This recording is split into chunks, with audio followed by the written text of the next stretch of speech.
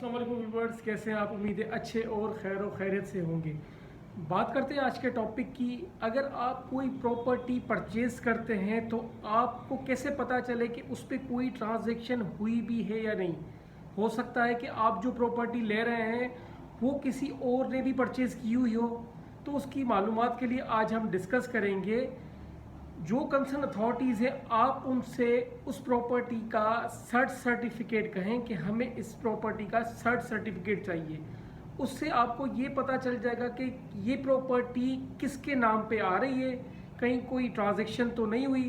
तो ये सारा उस पे आपको क्लियर हो जाएगा जब आप सर्च सर्टिफिकेट कंसर्न अथॉरिटी से लेंगे। अच्छा, सर्च सर्टिफिकेट कब से लेना है?